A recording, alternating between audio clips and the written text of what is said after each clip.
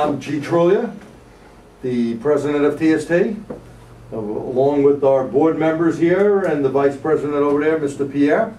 And tonight we have on the phone from DrewTech, David, of course I forgot your last name. Baartman. Baartman. Lucky someone else pays attention besides me. Oh well, what do you expect? At any rate, we're going to ask David some questions here, and obviously we'd like some input from people out there. The company DrewTech, give you a little background. If you're familiar with anything dealing with J2534, this is definitely the premier tool for reflashing and also as a dealer scan tool. We'll ask David some of those questions. Obviously, he knows the product better than myself. And if you look at your screen, you're going to notice something here. Welcome to J2534 Toolbox. And David, I'm going to ask you to take it from here and explain. We may have a couple of questions, but we'll let you go on with this. So please take it away and explain what the J2534 Toolbox is that DrewTech has. Thank you very much. I want to say again, thank you again for inviting me. Definitely a pleasure and an honor to be here. Jumping in, the J2534 Toolbox, actually 3 is the next version coming out. It's a helper program, a portal. It gives a bit of a basic diagnostic capability, allows you actually to check and update your J2534 tool. It has access to information about different tools. We have forums for the different OEMs. I'm just kind of giving an overview, and I'll go over them in a bit more detail as we go. Our front page is usually our general page. It's got news and information. Currently, we're showing our next webcast going over Ford reflashing with the Ford module programming application. Then, as we go through it, we have a bit of information about versions of software that have been released, useful links to things like NASTA, as well as news about different OEM concerns, so that folks, aren't caught or blindsided by concern. We definitely want our users to know what's going on in the J2534 world, what things to look out for, so that they're informed and they're ready to take on a job with all the information available to them. The next tab is our flashing tab.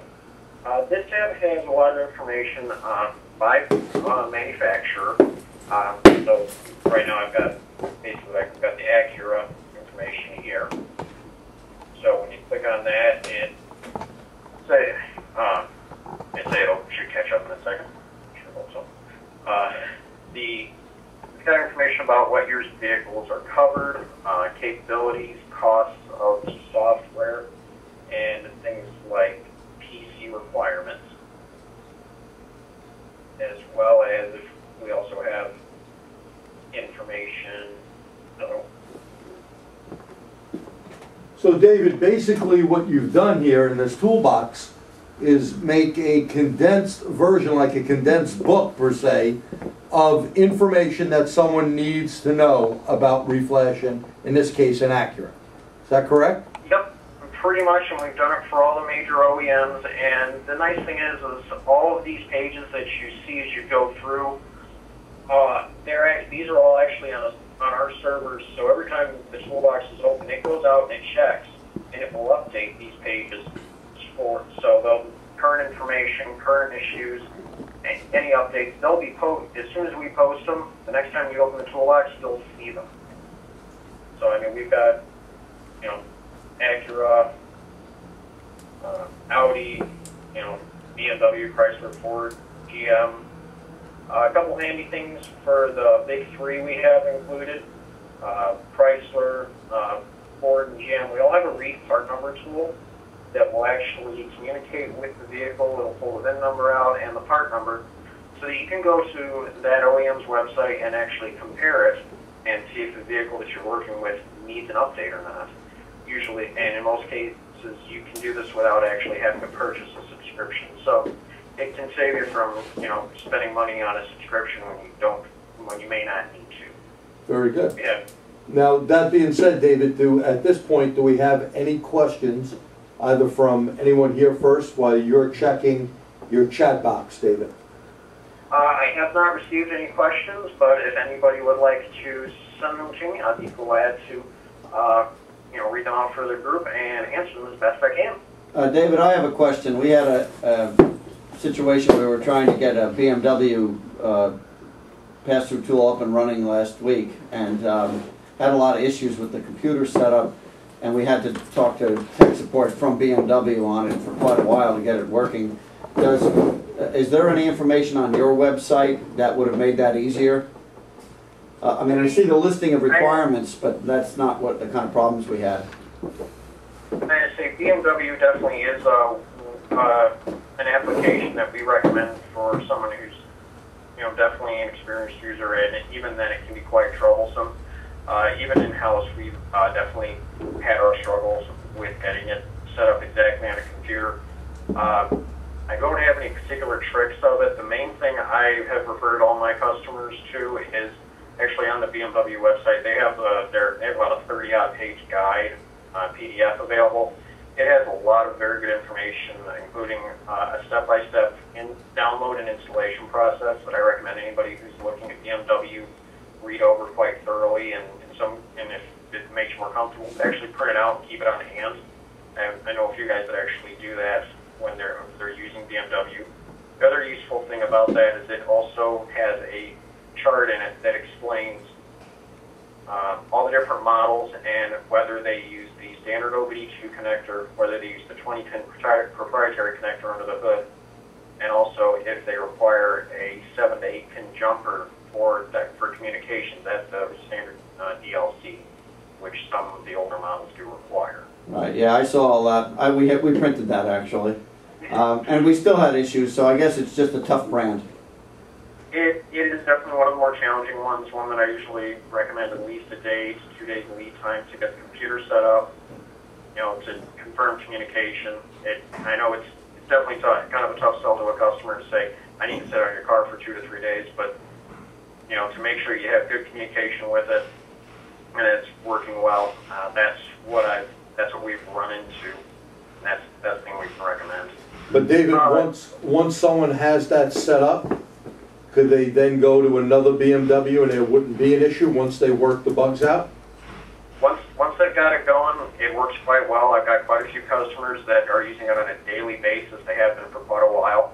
And once they got through that initial rough patch of the installation and setup, they've been good to go ever since. Very good. Thank you. Continue on. Looks like Kirk Holland has mentioned he's having some issues with the Toolbox not reading the ECM part number on Chrysler. Is there an update or a common fix for this?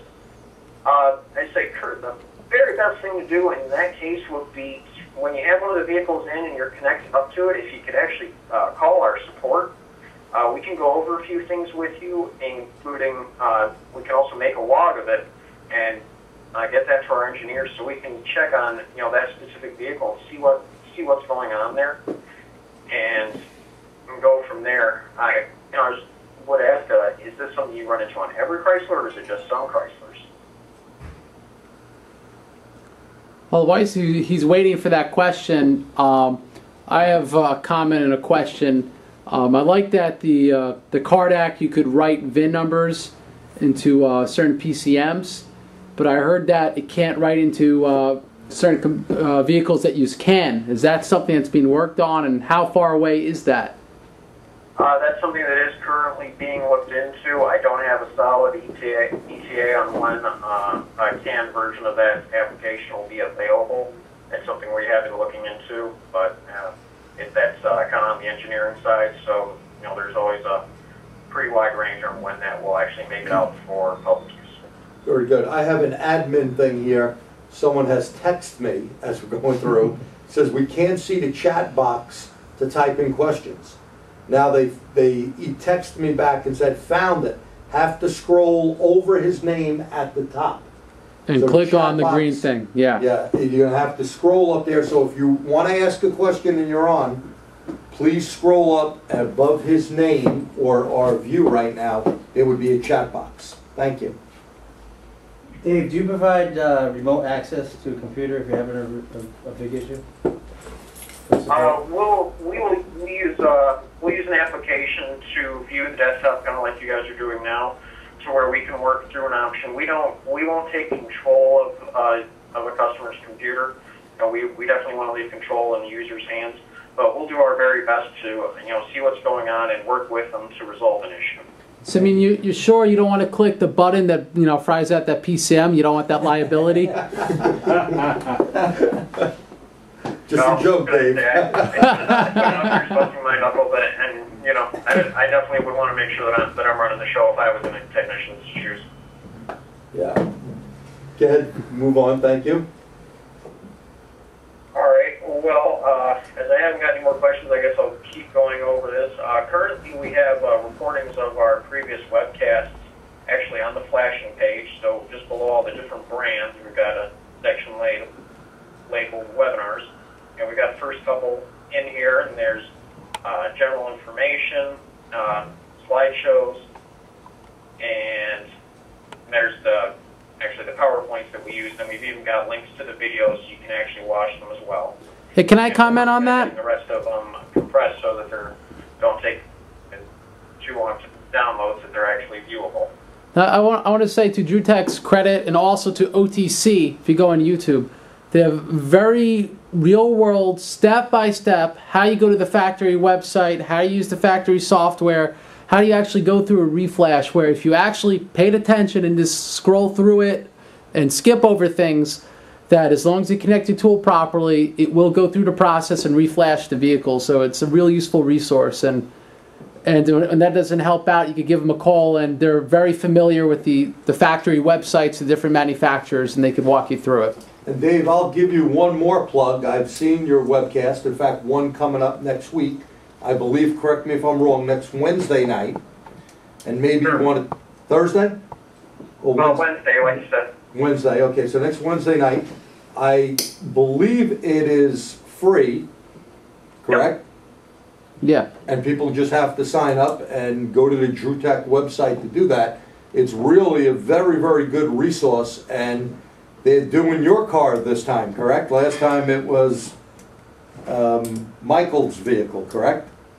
Well, the first one of the year was the other support gentleman, Mike. We did his pickup. The Chrysler after that was actually Mr. Drew's car, so we really didn't want to mess that one up. And now we're doing my wife's Escape, so if I break that, I'm going to have a pretty long walk home and probably a rough night when I get home. To say the least. So go to the DrewTech.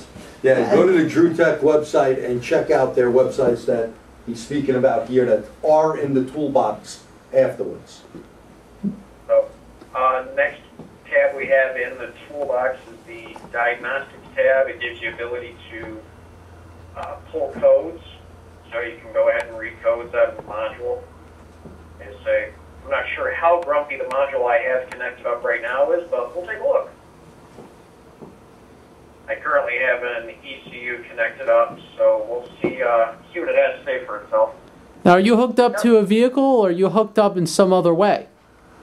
I've just got an engine control module connected up on a bench right now, and say my internet connection in my garage is not the best. Otherwise, I'd go and hook up to my own vehicle, to one of my cars. But and I don't think either one of them has any code strips at the moment.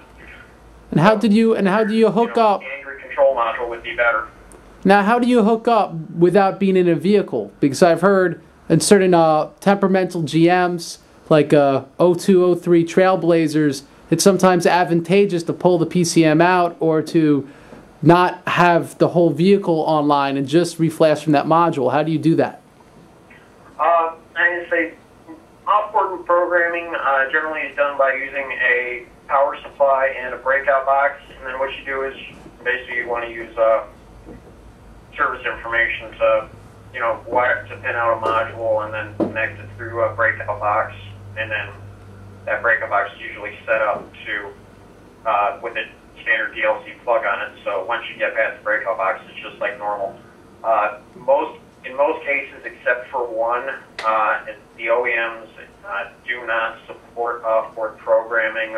We because the OEMs don't, we generally don't either. There's a specific range of, for very early 2000 Cadillacs that GM says to program off board with a special cable. I haven't done that one myself to have any experience with it, but there are a few cases where it could be advantageous, but unfortunately support for it is kind of a rough one. Very good. All right, cool.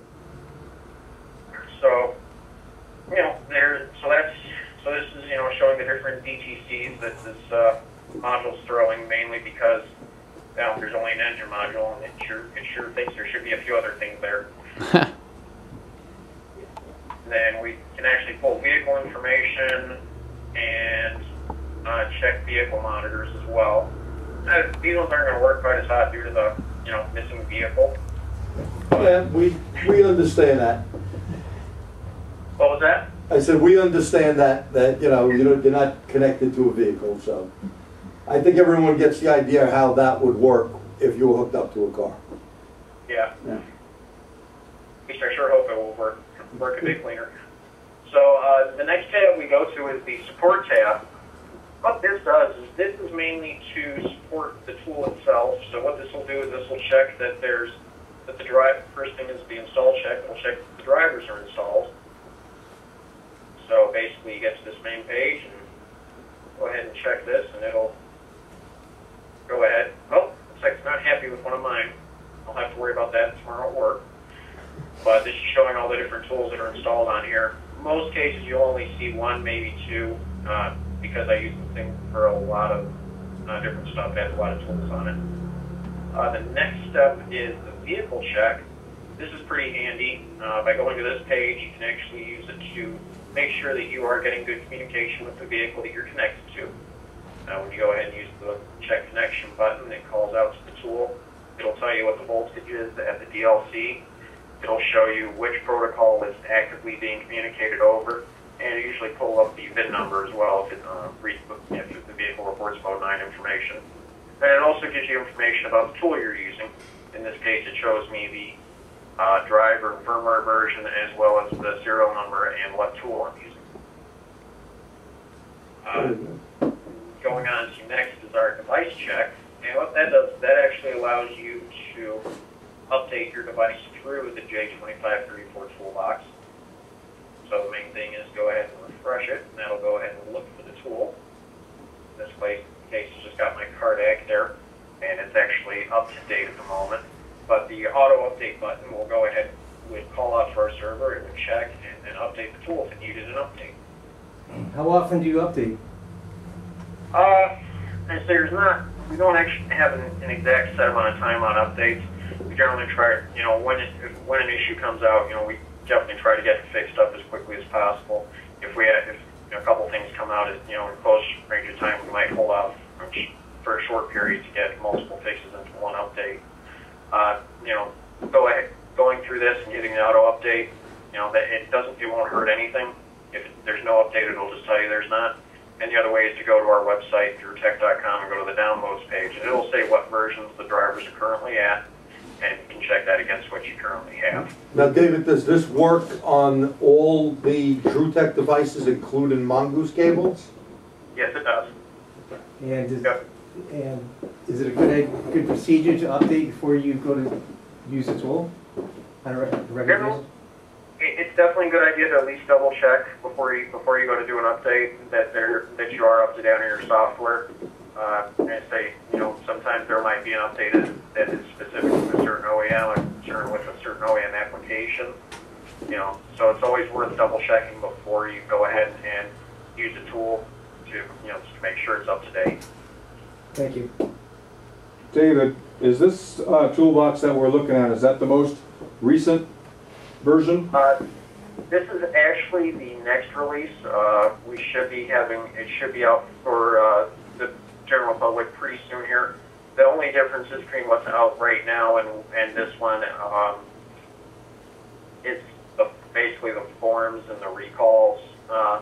Pretty much everything else that I've shown you is in the current version of the toolbox. Okay.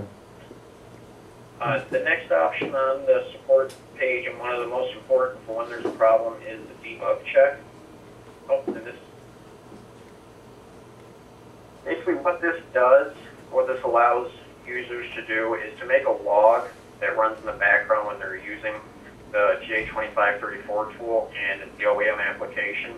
This will make a log of all the communications between the application, the tool, and the car and back, so that our engineers can look them over and they can see where issues occur. They can determine if it's generally determined if it's an issue with the tool, with the software, or or responses from the vehicle.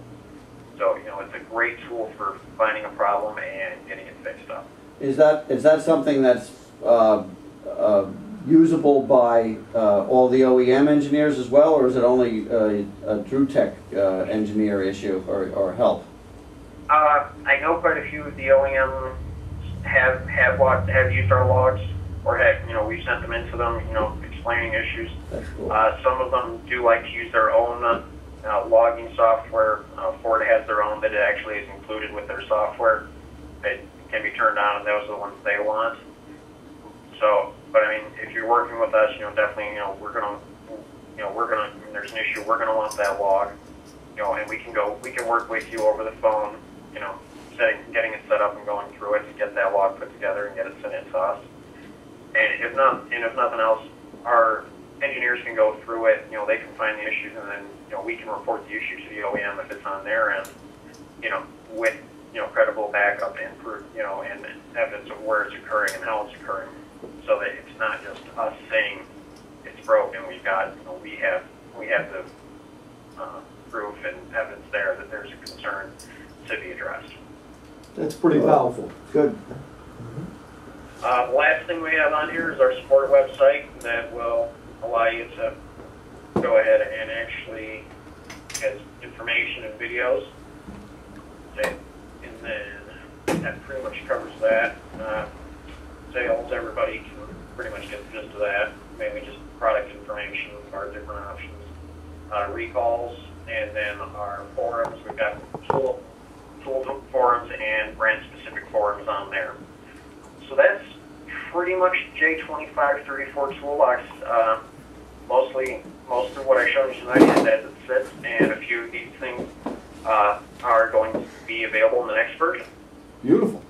Let's ask you a couple of questions. Do you guys have any there? Yeah, I have a question.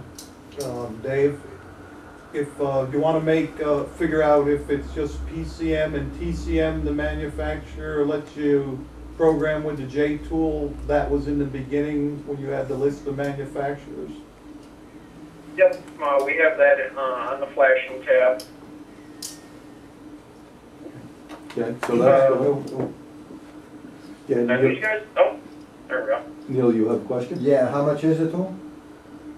It depends on which version. What version you got? We have a Sorry, card I couldn't quite hear you. he wanted to know what the pricing was on the tool. I would probably say the best thing to do is go look at your website and probably price it from there. I'm sorry. I did have a couple of questions. One, the questions they asked me. I have the black box version, meaning Snap-on, or I have the green box version, That's what Rick O'Neill's asked. meaning Bosch, or I have the yellow version, Automotive Test Solutions, ATS. Could you go over those three versions compared to the blue version, which is DrewTech?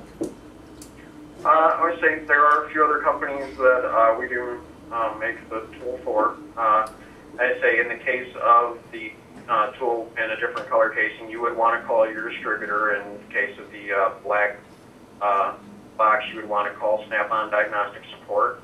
In the case of the green box, you would want to contact Bosch Diagnostics support. And then with ATS, you would want to contact them, or in ATS's case, you can also contact us. Okay, so if someone bought a black box and they couldn't connect to or reprogram a Hyundai or a Kia, they would then have to go through support of Snap-on. Would that be correct? Yeah, that they would want to contact their distributor support. I'd say there was a concern for a while. The Hyundai and Kia software had a kind of a hard set list of tools that they had validated. That was a concern for Snap-on and Bosch users, as well as actually Cardec users for a while. But Hyundai and Kia have both validated all the on different versions of the Cardac M or Cardac Plus and the Cardac M. So all of those are usable now with Hyundai and Kia. Oh, that's excellent. That is excellent. Only took 2 info. years. What's that, It Adam? took Snap-on 2 years. Well, we won't go into that. Will the Toolbox work with the Snap-on or whatever version of the tool? Is that they have the same thing? Yep. Toolbox is distributed with all the tools we produce. Now, what is the difference between the Plus and the M? The Cardac Plus has been around for a good few years now. It's used by a lot of the OEMs.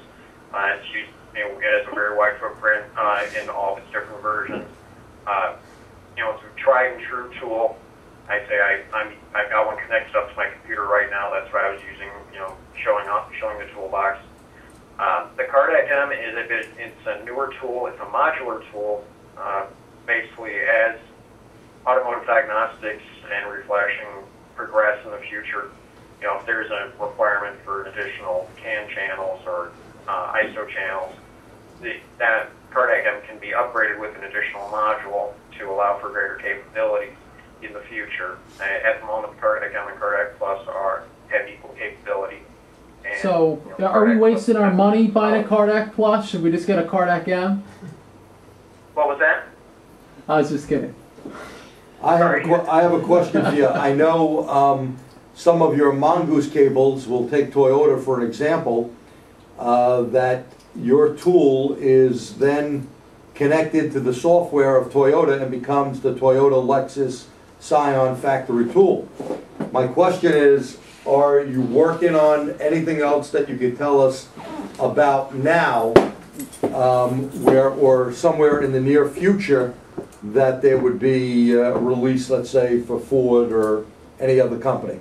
Because there's always rumors that Ford is going to switch to a J tool, and their latest version, I guess, is some sort of J tool. I'd say I'm not 100% on Ford. I mean, last year we released the Mongoose JLR, which is I'd say for Jaguar, it gives a factory diagnostic and flashing capability. I'd say it's in use by both Jaguar and Land Rover dealerships. And say Volvo, their Vita software gives the full OEM capability for diagnostics and flashing. They don't have they still offer their DICE tool, but I'd say even in some of their pictures, or their manuals, they picture the Cardac Plus with their software, and we have a lot of users using the Vita software. Yeah, I use it myself. Me too. Good. Very good. GM has been talking about getting the GS2 software set up with J2534 for a little over a year now, so I know that's been in the works for a while, so we're hoping to see something with that soon. And say on the other OEMs, I don't have a whole lot of info one way or another as to which way they're heading with J2534 and diagnostics and flashing. Very good. David, have you guys got any more farther along with the issues that Nissan has with J2534? Well, in talking to a few users, they've actually said that the newest version hasn't been giving them any issues with pre-canned vehicles, but I've had other users that are saying that it is, so we're trying to balance that out right now, and we have been in communication with them. So I'm kind of trying to figure out which frontiers are a problem. Which way it is right now, just because we're kind of getting conflicting information from out in the field. Okay. Very good. Any other questions out there before we take back control? And David, if you can maybe stay on. Oh, yeah. If we can switch desktops. Alrighty. Here we go. Do you need me to give you control back, or can you take it? I already took it. Okay, just making sure. You're out. Okay, so I don't know, Craig, did you see if there's any other questions out there for anyone? The last question was already answered, whether or not the Toyota TechStream Mongoose is the same exact thing as using the J-Box as a Toyota factory tool. Yeah, let's... Oh, sorry. There's always a question on that. I know Toyota says they support the Mongoose cable, and I guess they won't give you support on a J-Box. Is that correct? They support the Mongoose for diagnostics and reflashing. The Cardiac Plus has also been validated for reflashing, but not for diagnostics. That's something I'd have to look into more fully on the reasoning why. Okay. That actually occurred before I started. Right, I've used both of them with no problem. Yeah, me too. So, Yeah. I don't know. I've had a lot of users use the Cardiac Plus, Cardiac M, and the other versions of the Cardiac Plus with the texturing software for full diagnostics and reflashing with no concern. It's usually one of those applications that we get very few calls about because it's very user-friendly and works very well. Yeah, I gotta say, hats off. I've even used a Y cable with the factory tool, the 7,000 plus version, versus the Mongoose cable, and I really seen absolutely no difference with the exception of the computer that I was using on my computer was a newer computer and seemed to get information in quicker than the Toughbook that, you know, seemed to be a little bit older hardware. But every functionality was the exact same. So a great job by DrewTech on that. Thank you very much. And again, you know, I want to remind everyone, I enjoyed the webcast. If you haven't seen the DrewTech webcast, you really want to go to their website, sign up, they'll send you an email, and get on and look at it, learn something. And it's free. It's what's better than free. You learn something. Speaking of that, is all of this stuff on the website free? I mean, do we have to sign up for any of this stuff, or only is support for the tool? No, you could go right on the website. You can go on the website for any Like of the it? tool just links to the link on the website. That's all it does. But how about the toolbox? The toolbox, to get that, do you need the tool? You can download the Toolbox and use it for a limited period without a tool connected to it, but after a period of time, it does actually require my J2534 tool to be connected to it. So, I mean, you know, it's definitely, if you just want to take a look at it, you know, you have the option to download it and look around and see the functionality of it, but after a period, you definitely, it will require that a tool be connected to it. A lot of good information in there. Definitely check it out. Craig, do we have any other questions there? Any other questions from the board here on that? All right. Okay. Well, David, I don't know if we can, I guess, let you go, or you can hang on. We got other stuff to bring up on our round table. And I'll hang out if you don't mind. Sure. No, please stay on. One of the things here that I was going to bring up is by Paul Weisler in the Max Mobile Air Conditioning Society newsletter that I get.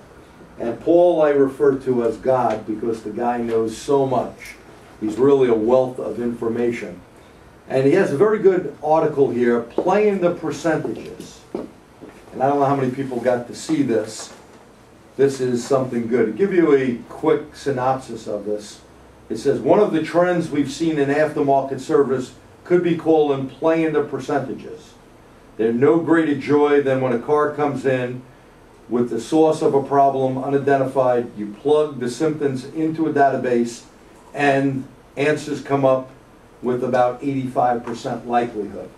Now, I'm not going to read you the whole article, but we know what this is referring to. You know, there's that old saying from Sun Electric, test not guess. Okay? Too many times people do go, and Identifix is a great resource, which he refers to in here. He refers to, you know, OEM stuff. He refers to IATN. But what happens, like in the case he has here, and because this is air conditioned, he brings this up, and Identifix has, on the cars working on this Durango, the front AC does not cool, the rear AC is cold, and the pressures are normal. Test and procedure, replace the front expansion valve. And, you know, it goes on that, you know, confirmed fixes, there's X amount of them. Well, the guy does that, and it's not the problem. Okay. Now, we know this happens way, way too often out there. Okay. And something like Identifix is a great resource. I mean, it's a good tool that I think, you know, every shop should have. And how many of you guys here have that in your shop? Okay. So it's like, I don't know how you do business without Identifix. Because at least it puts you in the right ballpark. We're not saying it's going to fix every car, but puts you there. And by the way, if you report back to them that you had a particular issue, which we really stink at in this business, we are terrible at doing that. You know, before David mentioned NASTF, okay, well, being on the National Task Force for years, and I headed the training part of it, I got to tell you, not many people would ever report problems. Technicians like to pee and moan. Oh, this thing stinks, that stinks. They stink. The reason why they stink, if you don't tell the manufacturer there's a problem, they don't have a clue. And you need to get back to them and say, hey, this doesn't work or that doesn't work. Or I did fix this car. You know, there was a mobile tech group that really got cut off from, very nice. I thought I turned it off. Got cut off from Identifix because they gave no input. And this is usually the problem. We didn't use it. Okay. Well, you know something, we've had this discussion here for years. I think it's not just test, don't guess. It's maybe take a guess, but test the guess. And what we as an industry have been very poor at doing, and part of why we don't report back, is we get into a loop of basically guessing. And how do you report bad guesses? When what you really should have done was tested a bunch of things and had, depending on whatever the situation or the system is, and had real values to report back. At least then, if it's really a problem in your testing protocol, somebody else might say, hey, try this instead. If it's a problem in your data, they might say, hey, wait a minute, you tested something, maybe you didn't get the results accurately that you thought you got. Or if it's a case of bad information, that never happens, right? But somebody might come back and say, hey, that database you were testing against, that was wrong. Right. A lot of people, first of all, you don't know what the equipment they're using. This is the problem when you go on to a big forum of any type. You know, what are they using? Did they baseline their equipment? You know, Right. Did they get this voltage reading being connected to a good ground or a good positive? Was there a voltage drop somewhere?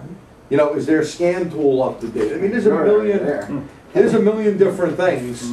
But the bottom line is, sometimes if you report something, there are glitches out there, there are problems. Right. Or you may come across something that the OE engineers didn't even think of. They never foresaw it. I mean, come on, they're brilliant, but sometimes they do make mistakes, correct? Well, more than that, I think engineers usually aren't fixing broken cars. They're fixing things that they thought would break. We run into the stuff that the real world hammers out of whatever the equipment is. And And they may not see that unless somebody Correct. tells them. And another thing is the service information. The engineers sometimes never get to see that.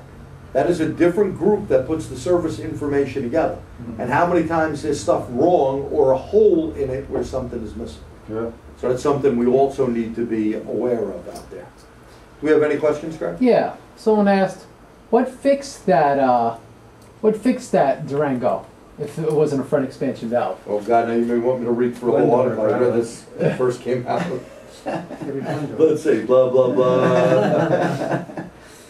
Universal jump. Wrong part that fit, but it was a different pin connection. All right. Well, you look While at he's that. looking at that, basically with air conditioning, like any system, you've got to be systematic in your testing. Absolutely. You know, and I'm not the scan tool ace like a lot of people are. I will use scan data to some degree, but I never really fully trust it. I'm not, you know, it's not really, I'm like from Missouri and show me, but I don't really fully trust that scan tool data. I really like to test things directly. How about the old-fashioned way, Pierre? Rather than looking at your pressures, how about temperatures? Temperatures, exactly. And by the way, that FLIR tool is wonderful for that. As long as you have any kind of access, you can see what I say, what's hot and what's not. Yeah. And you can see it very quickly with the FLIR. I mean, you can do it with an IR gun or with contact probes or whatever, but as long as you have access, now obviously an evaporator is in there, but even there, a lot of times you can get into a duct or you can get in somehow and see it. Is it cold or is it not cold? You know, if you have a restriction, if all of a sudden you have a cold line between your receiver dryer and your inside of your car, you're not getting cold because you have two expansion valves. One is your receiver, or whatever the plug is. Well, we'll freeze up on this, just reading through it real quick, because we don't have all the time here. It looks like it could be a blend or a door problem. Okay. Now, you know, Heating the air conditioning. it's right. So, you know, it's not always the fix. Now, the other thing he goes into here, you know, another one that was on a General Motors car, a 2002 Bonneville with a P0233.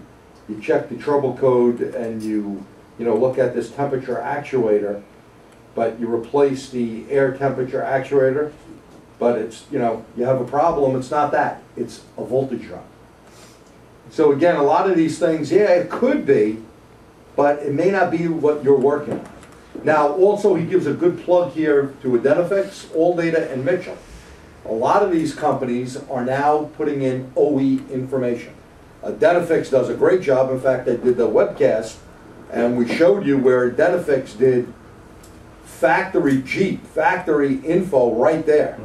They do GM, Ford, Chrysler, Toyota, Honda, and I think they're adding Nissan. Volkswagen. Volkswagen. They're starting to really come up with a lot more. Now, you guys may remember a company that was here that we beta tested factory information. Well, guess what? AutoZone. No, not AutoZone. Advanced Auto Parts. Let me get that straight. Advanced Auto Parts now bought that company, and they will be given all the OE information in that great searchable engine that we beta tested about 3 years ago or better here. And just so people on the web understand this, basically they asked us questions on what we wanted to see, and we tested stuff out and gave them answers on how it had to work for us. Yeah, I know you were here. Who else? Neil? There were a bunch of us here. I don't remember exactly who Anyone was else in the that room. was in it? Yeah, I know we had Pete from AMCO. We had certain people come in Right. that I handpicked to say, hey, what do you think about this information? So this stuff is coming out there, and getting the right information is That's great. key. I mean, It's not just great, it's, I mean, you can't operate without I it. love AllData. One of the things I always recommend on AllData, a lot of people change parts or do stuff without realizing how the system works. On AllData, they have a whole little section on how it works. It's like, that's key. Why don't people read it? Because if you understand how something works, you then understand what the input or output or what's supposed to happen, and then you got a good chance of diagnosing it. Right. Yeah. Rather than throwing parts at a car. Description of operation. Description of operation. System operation, No absolutely. doubt.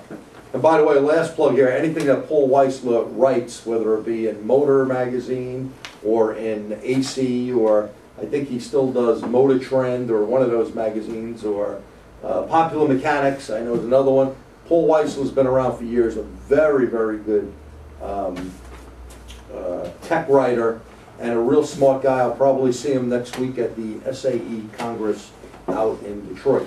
And by the way, if you want to see what's coming out in the world and what's going on, the SAE Congress, a plug for SAE, is really super informative. Really good place to go and spend your lousy time in Detroit. But it's great. Jeremy, one of our attendees, Jeremy says, I think it boils down to the flat rate pay scheme. No one is paying the tech to report the fix back to Identifix or ITN or etc. Yeah, that's The true. ones who do it out of professional courtesy. A la Mike Webb. And, I agree. Well, you Yeah. know, there's Miles Water out there. Give Miles a shout out there in California. I mean, the guy has put so much stuff on the internet, especially if you're a Snap-on user. That whole Snap-on forum, Miles and Danny Awama, those guys are like absolutely amazing on what they've posted to help other technicians out. Pictures and info. Years back, I tried to get Miles to put a disc together, you know, because a lot of my students, I would show some stuff in a class off IAPN, and guys would want to buy it. So I asked him, hey, why don't you put something together? I don't care if you sell it for $10. People would buy it. He didn't want to do that. He just wants to give the info for free. So hats off to guys that do that. And I do understand the flat rate, but the problem is vehicles are going to get harder and harder to fix. We need to start putting something back in this industry And that's what we do here, donating our time. Even this guy, he's not saying a word. He's here donating his time. Yeah. Bear best. You know, I'll say this from my recent dealer experience. I understand the flat rate system and the pressures it puts on the techs, but at some point you're crippling yourself by at least not trying to get to the bottom of things. Now, I understand that, you know, you're only paid X amount for all these things, you know, 2/10 to diag this or whatever And he it has is. to feed the family. And you gotta feed, but maybe as a professional, this is my soapbox stand here, as a professional, you should spend budget a little time of your own time, nights, weekends, whatever, to put together some of that stuff, that information, learn a little bit of those things for yourself, and maybe it helps you diagnose things when you're on the clock. Yeah. And we're getting a lot of help. There's a lot of good things, you know, on with the internet, you know, all the different things that we have out there, but even Pete Meyer does that after-hour thing, you know, which is pretty good. He, you know, gets into different subjects and everything. All that stuff is a big help and a big resource to technicians. I would just like to plug the WorldPack forum. They have a lot of vehicle-specific forums. As long as you take real tests, put real codes, you show that you've actually done due diligence diagnosing a car, you'll fairly quickly, within an hour or two, have people have very detailed responses, what they might test, other ideas. So I think it's I'd say that's another really good source if you're a WorldPack shop for networking with other technicians and getting ideas. Yeah, that is good. I've only seen when you've had some of that stuff up, but WorldPack seems to have their head on straight, helping the techs out. And then even when you get to a scan tool, to give a plug to AutoLogic, I mean, you just posted a video, and I mean, step by step on that BMW with an airbag setup. I mean, AutoLogic support, like you said in that video, is really second to none. Best I've ever had in the industry.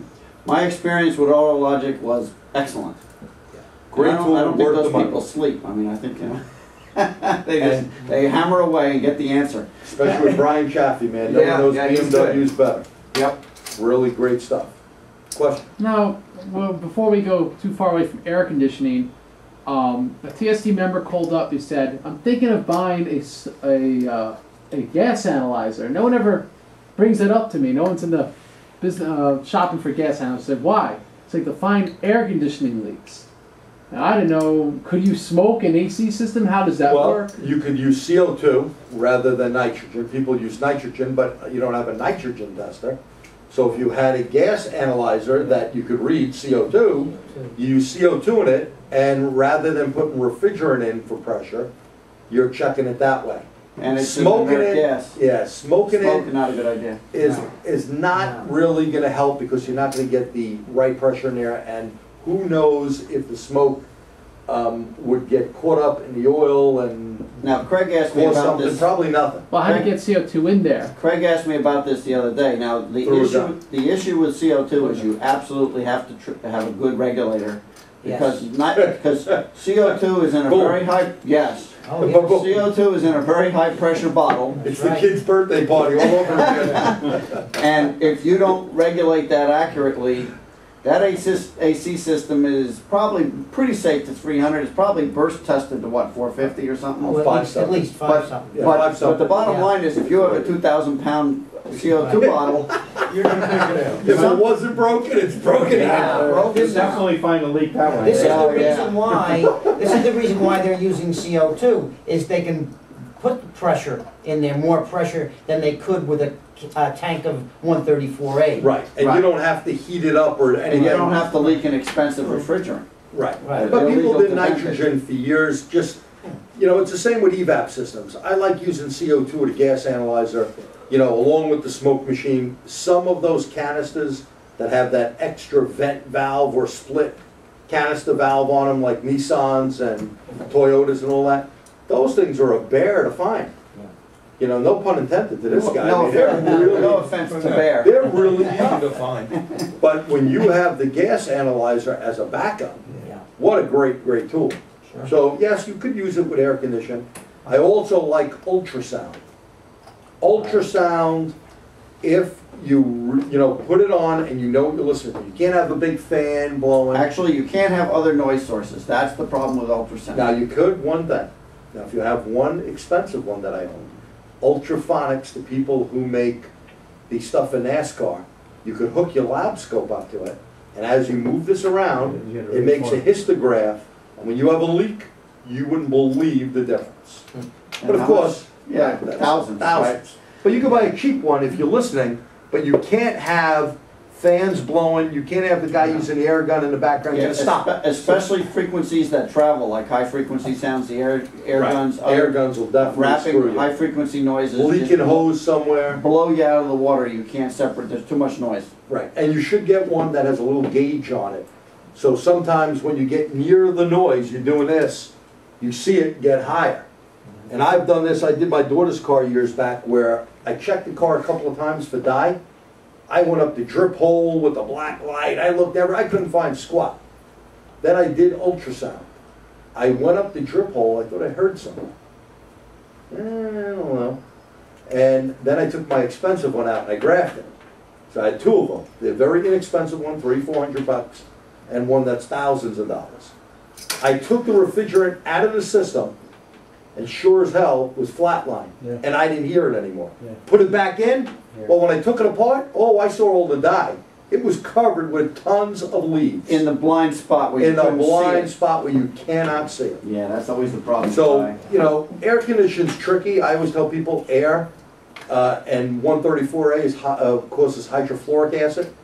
Hydrochloric acid is R12, and now with 1234YF, which is coming out in GM vehicles real soon, okay? And BMWs and Audis and all of that, they're gonna be coming over here.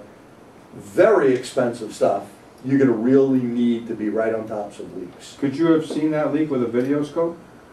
Could you gotten in there and run the probe around and seen those leaves? You know, They wouldn't blow. I had a borescope looked in there. It wasn't a video scope back then.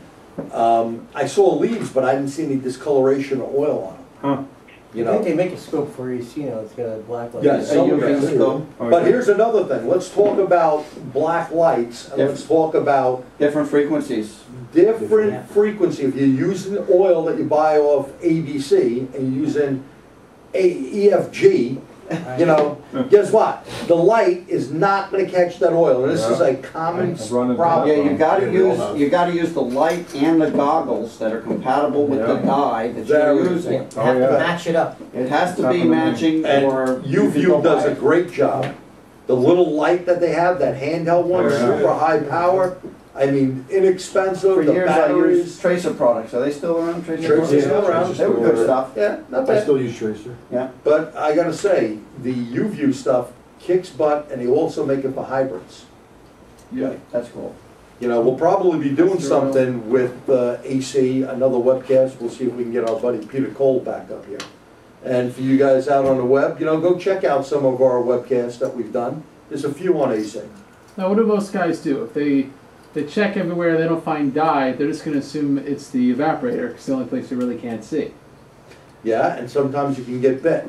Yeah. You know, you go there and it could be something leaking out of the compressor real small.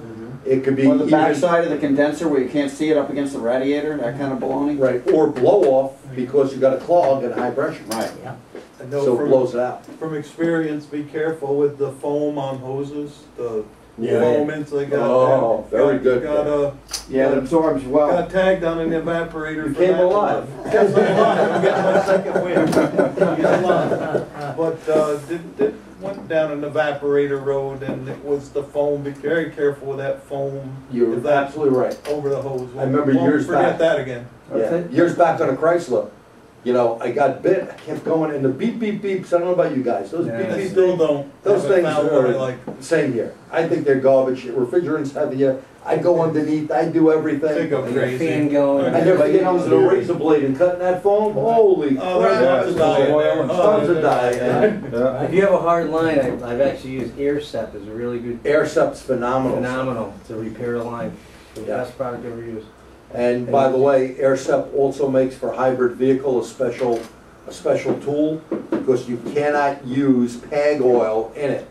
and it is a special thing. They also have Filters the oil out. the filters that really are super important, because if you're not using the Neutronics identifier for sealant first, before you use the identifier for hydrocarbons, and people go, there's no hydrocarbons. Well, maybe not. But maybe China and India are now dumping R12 and R22 because no one's using it in the world. And who knows what else. And what else they're throwing in that tank. And by the way, these tanks look so real, you'd swear they're Motorcraft or GM or whatever brand that you know, DuPont, yeah. DuPont, and it's not. I mean, there's a lot of good stuff. Motor Age did it. Our buddies at Max, Paul Di Giuseppe always has stuff in there, and Peter Cole, real good information. And of course, Paul Weissler has written many, many articles on it. And then once you've put it in one car and serviced that car afterwards and got it in your machine, you're now contaminating every other car you touch. Yeah, it's air condition aids, isn't it? Yeah. That's really what it is. That's what it is, in all honesty. I mean, think about it. So to recap, you're doing a expensive cure. service, you really should buy that filter, put inline filter to. And you should be doing an ID. Well, you should you know, be doing a sealant ID and a refrigerant ID. I don't know how you work without a sealant ID. They're not even expensive. No, very You can cheap. get the little balls, you check it, and if you see that thing starting to stick and mess up, you just ruined a 50-cent or $1 piece, whatever. As opposed to a multi-$1,000 AC machine. Well, before that, you're gonna ruin your identifier.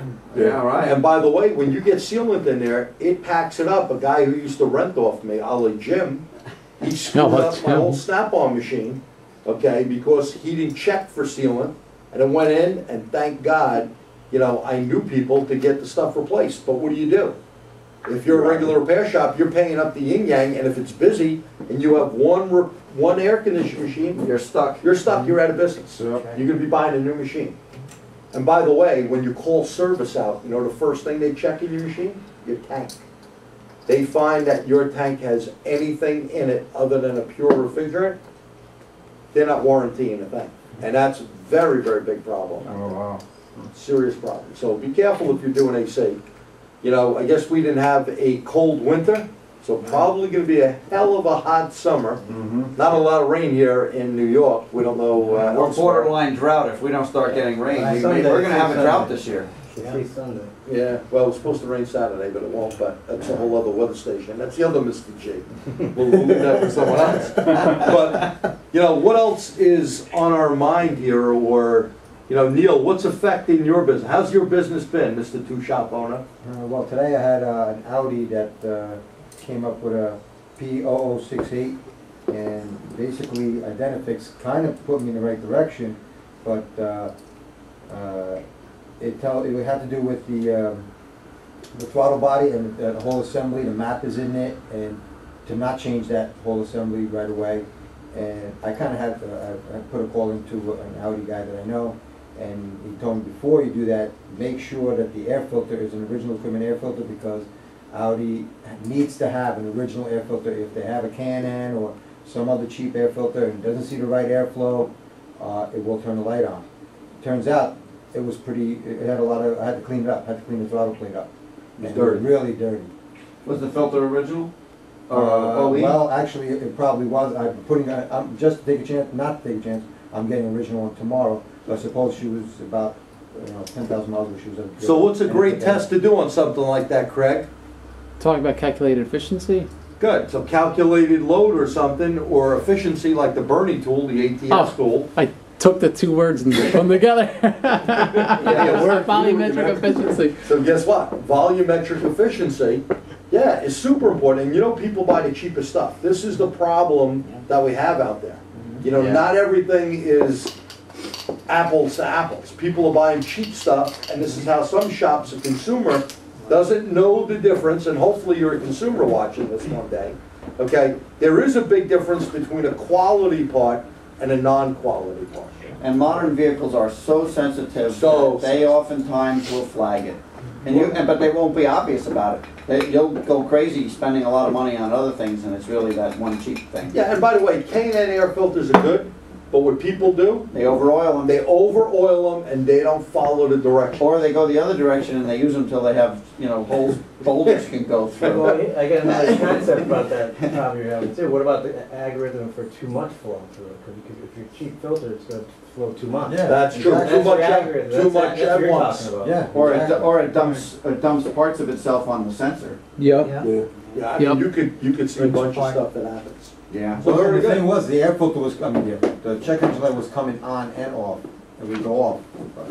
I'll just move that, Craig, so this. Just marginal. Straight on the edge. The light's coming on and off. Oh, that's why I like WorldPack. You get man filters and whatever you Yeah. need. Yeah. No, by the way, you know, I'm going, in about a week, I'll be at the, I was invited by Prestone, Fram, all one company, Wells, Airtex, to go over and see their facility in Danbury, Connecticut. They're gonna give me a tour and speak to some of the chemists that, you know, they do make engine cooling, slash antifreeze that meets specs. And they're gonna show us some proof. I don't know if they'll allow us. They told me at one point we may be able to do a webcast with them. I think that'll be pretty interesting. Years back, we did the Texaco Chevron Research Facility. Yeah, that was great. That was up at Fishkill. Where, you know, I'll shoot for trying to do something with those guys. So what, Round Table Live, Danbury, Connecticut? Exactly. Well, we're gonna On do, location? don't forget, we're gonna do Wells Ignition out in Wisconsin. Wow. Yeah, so we're gonna do, Do I have to go? you can stay here. I'll go. You can stay here. So, you know, and by the way, we're gonna be interviewing, in the future, Mark Hicks from Wells Ignition. We'll be interviewing, some other people from, some scan tool companies like, Homeland Scientist. Autoland Scientech. Richard, we'll have him. We'll also have, Ed Lipscomb from, OTC SPX. Actually just wrote a great article on Mode 6 that he emailed me over. And probably a whole bunch more people, you know, because sometimes we run out of different nightmares to tell you about. So we always need your input. And are there any questions out there, Craig, before we kind of call it a night? Or anyone else have any comments or anything you'd like to add tonight? Vonnie, you're out there as a mobile tech. And you're out stories, there. any nightmares? Yeah, any problems you've come across? I'll give one more on a TT. Oh, boy. 2004 TT, I had to get to pass inspection. It came from Massachusetts, the car. It became, you know, got New York plates. And check engine light was on. He said it was going on and off, but now it's just staying on. I couldn't get it to pass inspection. Did he have a Red Sox sticker on the car? No. Because that can do it.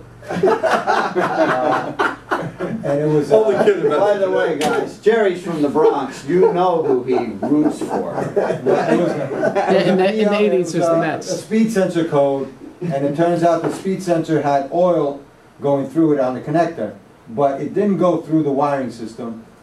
Fixed that, it took care of that, because the light would, the check engine light would come right back on. After it took care of that, I would have to go 40 miles before the check engine light would come back on. So there was more of a problem, and what turns out that the signal was getting robbed. It wasn't going to all of the computers. It was only going to one computer. and Because that of the oil. No, it's going to be probably with one of the computers, but there's more checking that has to go on. But just So a computer's shorting down on the possibly one of the signal on computers is wire. dead. Yeah. Interesting. Anything else, gentlemen? From Ed, how about you? You're a mobile tech. You see a lot of nightmares. No, but I've got a question for the Drew Tech guy. David, are you still awake? Yes, sir. Okay. Thank you. You guys ever gonna incorporate, for the Chryslers, to be able to input the skim pin number? That's something I'm not aware of any development at the moment, but I'm not in the loop on everything, so that could be a project that I'm just not involved in. So I can ask around and get back to you guys, but nothing I'm aware of at the moment. Okay. Very good. Anything else? Anyone, Bear? No. You must have a few nightmares You want me there. to go over real quick? We're already running late. All right. Yeah, Rich has one. I have one that happened today.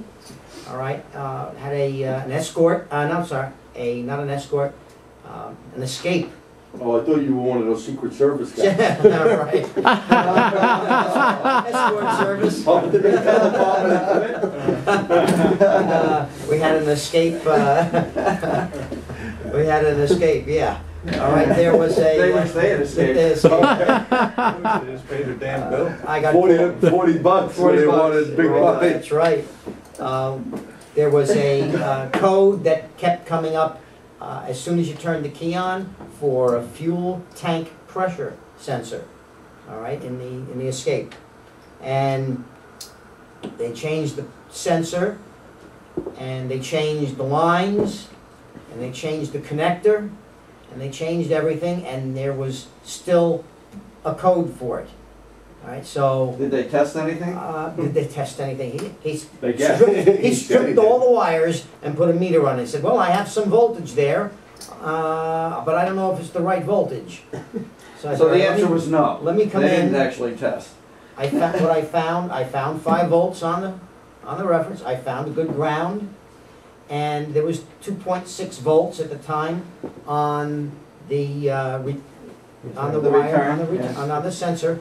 And I said, well, I don't know whether it's good or bad at this point, but it's gotta be, in there. All right. I went back, about a minute later, and there was no voltage on it. The voltage was No, gone. 5 volts, you mean? There was no voltage on the output. The signal. Of the signal. But you have 5 volts. Still had 5 volts 2.6 input. is gone. How about the bad connection, The huh? 2.6 is gone. Check the connection, the connector, everything's fine. Even though somebody had been in the new connector poking around, all right? So, but everything was fine. So you had a wiggle, Everything's jerk, fine. feel, and massage. What I have to See if you do, got lucky. cut the wire at the sensor. Now I have my 2.6 volts. Something's clamping it to. Was To bringing it ground. down. Something's bringing it to Yeah, ground. the bias voltage is. No, it's not just the bias Not voltage. just the bias There's voltage. a short The ground output- on the ground right, wire. The Exactly. output voltage was shorted to ground, all right? I found it Oh, okay, so. under the hood. Yeah, wait till you hear this. I found Under the hood? I found it. No, he was talking about in the car. I found it under the hood. I traced the wire, all right? I found it under the hood. What had happened was the harness under the hood, because it comes up under the hood, then goes to the PCM under the hood, and it rubbed on a piece by the intake manifold, very sharp edge. All right, and I picked it up. It had just barely nicked it. That's why it was intermittent. It would come and go. Just barely nicked it. All right. I sealed it up, and I put cut a piece of hose, Yeah, had it made up a good, sleeve wire for tied it off, and that solved the problem. So put it back together, and that was it. But that's what happened. So what you got to look out for these things. It could be anywhere. Is You was think there you have a TSP, you look up problem? any TSPs for that? Was there any TSP on it if you were looking? No. That's the thing, Let's ask too. you one thing, Rich. What, you said the voltage came back when you cut it at the pressure sensor? Correct. I cut the The wire. pressure came back from the sensor Because out. you have 5 volts going in, and when the wire's not shorted, he's gonna get it. Right. Oh, okay, so you were on the plug-in, The sen- not On the the sen- plug end. the sensor end, On not the plug end. harness. Oh, yeah, Right, on the right. plug end. Right. I got my 2 volts there. Got So it, did got you it. take a picture of this? Did I take a picture of Are you gonna where write an it article was? for Jerry? Not only for me, for I many don't have a people. pen. I couldn't, believe it or not, I couldn't get, it was underneath, and I couldn't really see. That's So- where you gotta get the camera out. That's a great thing with these cell phones. Try, Rich. You gotta try, you gotta You take 20 saw pictures. how good that You gotta camera care. takes pictures. I know, that's why I was But I expecting a couldn't, picture. I could not get in Yeah, there. that's why you get a lot of pictures. You were gonna ask something? Pictures are a biggie. I couldn't get in Yeah, there. the thing I was gonna just point on is I've gone through a lot of shops where they seem like they replaced just about every part in the system. Yeah. Right, And without understanding how the system works or actually testing They it. could've went into all day in the bread, but that's not what I the was bed. gonna say. They should check for at least TST on it, or maybe just a reflash would fix everything. Yeah, that's the problem. And how many times, like I said in that P0420 class I did, you'd have egg on your face if you replaced the converter and did everything and the 420 still comes up, Right. and all you needed to do Reflash. was reprogram the Yeah. computer. Well, then again, that's where Identifix comes in as well, because they will guide you a lot of times to Well, TSP. Yeah, and you know, you're Yeah, talking or- about. I got a question on that. Oh, Go okay. ahead. Here's the question. Believe it, I'm awake now, I understand when you said the 420 and the existing cat, if we reflashed the PCM, would have fixed the problem, without replacing the cat. Right. But, Nissans and Correct. Infiniti, No. real popular for that. correct, but wouldn't it, if you replaced it with a new cat, and didn't flash it, that code is gonna most likely take the same amount of time before the new cat degrades the kick. Yeah. You're not gonna get that code Yeah, again that- right away, most likely. It's not just Well- catalytic converter condition at that point, it's also degradation of oxy sensors. I mean, it's the whole It's package. looking at the It's whole fuel package. system strategy, it's how well are the injectors working, it's how efficient Right. is Yeah, the you might have to combustion. replace the whole It exhaust may not system. last as long as it No, did the but I first mean, the time. odds are that if you put a new, all things being equal, you put the new correct cat Well, on on. an older car, it may work. When you start jerking around with some of these new cars, you know, and when I say new cars in the 2000s, you may not luck out by putting that catalytic converter. Especially you got 20,000 miles in the car. And Right. And you already got a CAD code. Right, no, I was talking. No, I know where you're coming I'm not saying from. that's the right way, don't get me Well, I'm wrong. just, my whole point to bring that up is, what happens, and I've seen this on a Honda, okay? What happens when you put the cat in the car and the freaking light doesn't go off? And then they go and you try another cat, and they go to the dealer and the dealer goes, oh, there's a reflash. Because like Yeah. Pierre said, they weren't only looking at the converter, Right. something else went out of the They're looking at the whole Yeah. strategy and the whole picture. Or gee, what about when they start putting these oxygen sensor extenders on? Well, that's what unfortunately a lot of people do. Yeah. And now you're running into, if you get caught, it's upwards of a $20,000 plus fine, more like $30,000. Yeah. that? What is it on You the put, if They're you taking put, out spark plug adapters. you know, spark plug Yeah. Same extenders? thing. They're just doing O2s, so you're pulling out They're of the spacing stream. O2s out of the Yeah, exhaust stream so Never it saw slows that. down. Kind of dull I in the haven't seen signal. one either. Well, you weren't paying attention at the seminar. Yeah. no, I don't even start, I was doing the giveaways. I- The giveaways. Working hard. But, you know, when you look at what these guys are doing, some of these, and we went over this before, Catco, Easton Cat, Bozell, you know, Walker, they all make catalytic converters. They're more money that are CARB certified, okay? 50 state California emissions. Now, Yeah. the difference is, you know, East Coast emissions here, New York, Massachusetts, Connecticut, New Jersey, we are on California standards. There's a group of East Coast states. I think there's maybe like 10 of them or so. If you're in a different area, excuse me, Kansas, where it don't matter, you could probably buy any cat and it ain't gonna make a difference. But when you are in our state, or an East Coast or California type situation, you're gonna need a catalytic converter that's certified to OBD2 standards. And if you recall, in my presentation, I have a picture of a catalytic converter that's certified with a number, and in California, you gotta punch that number into your inspection machine to see if it's a California certified cat. Okay?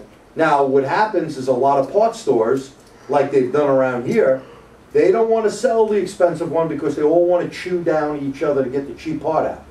And they'll tell you, oh yeah, put this extender in, but you can get it from us, they're not going to bill you out. Because if they get caught, there's $30,000 out of their pocket. Yeah.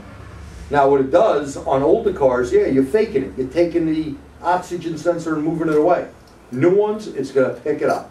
Those days are gone in cheating. And And it's besides, it screws up the way the car runs, you know, it No affects doubt. strategy. strategy. And how many rear O2s really affect the front? But guys are going to play the stupid game. You know, I don't bring it up so people cheat. I bring it up so they don't cheat. Right. Fix the car right. We get paid. If everyone was on the same playing field, where we diagnosed the car, got paid for our diagnosis, and put the right part in, guess what? We would all make money then. And the car would be fixed right, and the customers would think more of us, and we'd be treated like professionals. Yeah, unfortunately. There's my soapbox. Now, one of the other things, one of the other, It's all over soapboxes. Yeah, that's right. before we go, one of the other things we're gonna do, we're gonna, Tony Mola from ASE, we're gonna have him on one night as well, so you can ask some questions about ASE. And maybe think about this and get back to us. You know, ASE has done a good job over the years, but is it time for mandatory licensing? Because I'd like to know how many of you guys out there have a retirement policy, how many of you guys have health insurance, how many of you guys get paid vacations more than 2 weeks a year, and are you ready to retire in this industry? Okay. Because where's the career path? That's Well, Terry's soapbox. So there's, you know, Thanks for getting me to this business. What do you want it that way? you got yourself into this. For guys on the web, that's Jerry's son. No, but anyway, seriously, you know, I donate my time and I really have a passion for this business. And I know every day a lot of you guys are breaking your noodles way more than I am nowadays in the situation. I'm the lucky guy, like when I did that paper, Life After Wrenching. The fortunate dozen, the Mark Warrens, the Tom Mentners, the guys that are up there, the Larry Goge, the guy who invented the smoke machine. You know, we were the fortunate people that had a different avenue. Okay, Ralph Birnbaum, who was the editor of Import Service Magazine. How many of you are going to have the opportunity to be an instructor, be a teacher, you know, be An inventor. A writer. You know, how many people get to go out of this business? Your career path is, after turning wrenches for years, you're a service advisor, service manager, or the dreaded shop owner, and you're putting a lot of hours in. So, would like to hear back, and, you know, we'll get ASE on the horn. It's at least something that we have that helps show professionalism, you know. So, don't forget to sign up, by the way, for an ASE test. They're now online. I mean, you can sign up online. They're now on computers, which are pretty neat. I really thought it was a lot better than me being blind and doing the pencil paper thing. It's a little brutal. At any rate, anything else before we go, guys? Okay. Well, David, we want to thank Drew Tech once again. Drew Tech has some great products. Don't forget to go to Drew Technologies. Here's their Cardac M. Okay. Great box, the Mongoose cable. And we thank you, David, and say hello to Michael out there and Brian and Mr. Drew. Michael Drew, that is. Okay, so live from New York, that we won't be live anymore when you see us on the web. Good night, and we'll catch you.